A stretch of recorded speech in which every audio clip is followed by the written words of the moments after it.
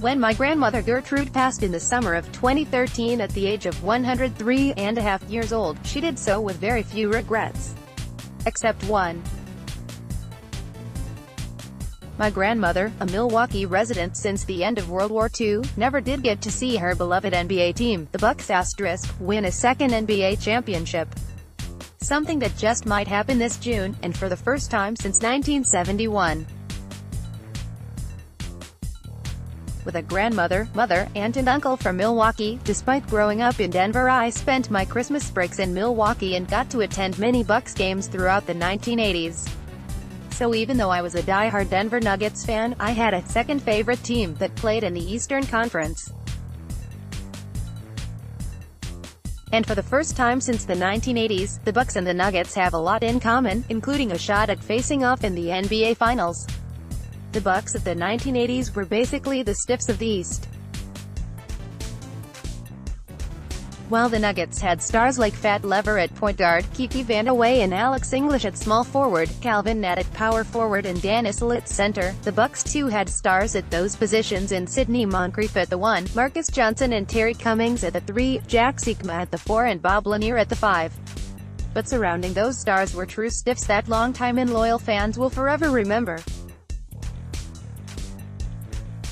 The Nuggets supporting cast featured the likes of Danny Shays, Blair Rasmussen, Bill Hanslick, Dave Robish and Drew Kapicki, while the Bucks roster had names like Randy Brewer, Pat Cummings, Brian Winters and the doughy, lumbering 7 feet 0 inches, 250-pound Paul Mokeski, nicknamed the Speed Bump, I can't make this stuff up. And Sikma, for as good as he was, sported a perm during his years on the Bucks roster, which would give him the speed pass to the Denver Stiffs Hall of Fame had he been a Nugget. Even the team's respective defensive stalwarts like Wayne Cooper and T.R. Dunn, Nuggets, and Alton Lister and Paul Pressey, Bucks, were essentially the same players, stingy on defense, stiffs on offense. And of course both teams had blue-collar, everyman schlippers for head coaches for the majority of the 1980s. The Nuggets had the famously disheveled Brooklynite Doug Moe, whom this site pays eternal homage to, and the Bucks had the fish-tie-wearing hippie Don Nelson. Interestingly, both Moe in the ABA and Nelson, the NBA, were solid players, hard to imagine when looking at their coaching physiques and considering what Nelly is up to these days. Like the Nuggets, the Bucks were basically the third best team in their conference throughout the 1980s. Under Moe, the Nuggets made the playoffs for 9 consecutive years from 1982 through 1990. And on Nelson's watch, the Bucks found their way into the postseason 8 consecutive times from 1978 to 1987, before Nelly handed off the coaching reins to his assistant Del Harris, who led the Bucks to 4 more years of playoff appearances. For the Nuggets, Magic Johnson's Los Angeles Lakers stood in the way of an NBA Finals appearance, defeating the Nuggets in the 1985 Western Conference Finals and again in the 1987 NBA playoffs. The Bucks' nemesis were the Lakers' great rivals of that era, Larry Bird's Boston Celtics, and Julius Erving's Philadelphia 76ers. Remember, in those days the Eastern Conference wasn't the junior varsity conference that it is today. The Bucks would succumb to the 76ers in the 1981, 1982, 1983 and 1985 NBA playoffs, and would go on to lose to the Celtics in both the 1984 and 1986 postseasons. Interestingly, the Bucks were a Western Conference team until the 1980-81 season and actually lost to the Nuggets in the 1978 Western Conference semifinals. Post-Moe and post-Nelly, the Nuggets and Bucks experienced decades of ineptitude. After Harris was fired in 1992, the Bucks would find the postseason just 9 times in 25 years. The Nuggets have fared a little better, making the playoffs 12 times in 28 post-Moe seasons, including 9 consecutive appearances under head coach George Karl from 2005 through 2013. Coincidentally, Karl gets credit for taking the Nuggets 2009 and the Bucks 2001 to their only conference finals appearances in the past 30-plus years. But since 1989, the Nuggets 3 and the Bucks 2 have won a combined 5 total playoff series. A Nuggets vs. Bucks NBA Finals would serve as inspiration for the fans of all those other small markets out there that could all change when the playoffs commence this April. At 45-14 and on pace to win over 60 games for the first time since 1981, the Bucks sit atop the Eastern Conference.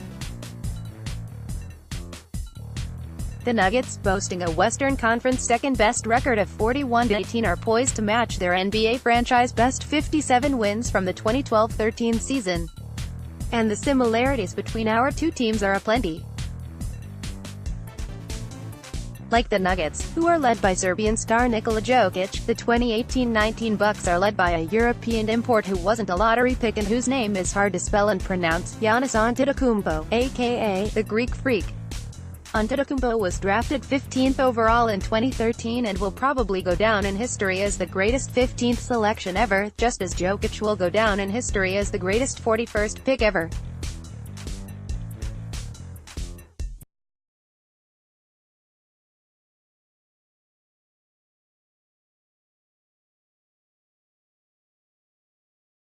As aptly noted by Denver Stiff's Adam Mears in his recent rebuke to Bill Simmons' comments about this year's Nuggets squad, the 2018-19 Nuggets are essentially a cast of nobodies that many other teams passed on. The 2018-19 Bucks aren't much different, with a roster including late first-rounders, second-rounders and cast-offs like Malcolm Brogdon, Eric Bledsoe, George Hill and Nikola Mirotic. And just like the Mo Nelson comparison from the 1980s, the team's current head coaches have much in common, as well. The Nuggets bench leader Michael Malone was a lifetime assistant who never played in a single NBA game and is on his second go-around as a head coach. The same goes for the Bucks' Mike Budenholzer. They even faced off in this year's NBA All-Star Game in Charlotte. Could that have been a preview of the 2019 NBA Finals? What would be a dream come true for an NBA geek like me would be the NBA's worst nightmare. Based on statistical metropolitan area, Denver is the NBA's 16th largest market, but really 18th if you count Los Angeles and New York twice, as they each have two franchises, whereas Milwaukee is the NBA's 24th, i.e. 26th. During a season in which the NBA is already experiencing plummeting television ratings, a Nuggets vs. Bucks Finals would be an all-time ratings loser, on par with the 2003 San Antonio Spurs vs. New Jersey Nets or the 2007 Spurs vs. Cleveland Cavaliers NBA Finals. And just for the record, I did warn that Kevin Durant going to the Golden State Warriors would be bad for the NBA, but while the NBA and their television partners might hate it, fans of small market teams everywhere would rejoice as a Nuggets vs. Bucks NBA Finals would serve as inspiration for the fans of all those other small markets out there. Moreover, the Nuggets and Bucks have this opportunity thanks to the incompetent roster management that has taken place in Los Angeles, New York, Brooklyn, Chicago, Dallas, Washington and Atlanta for the past 5+ years. Of the NBA's top 10 teams by market size, only the Toronto Raptors, the Masai, Houston Rockets, Boston Celtics and aforementioned Bay Area Warriors have a shot at title contention in 2019. Which means, for the first time since the 1980s there's a real shot, that the Nuggets and Bucks could compete for an NBA title. And while my grandmother regrettably won't be here to witness it, I have a feeling she'll get to witness it from someplace higher up.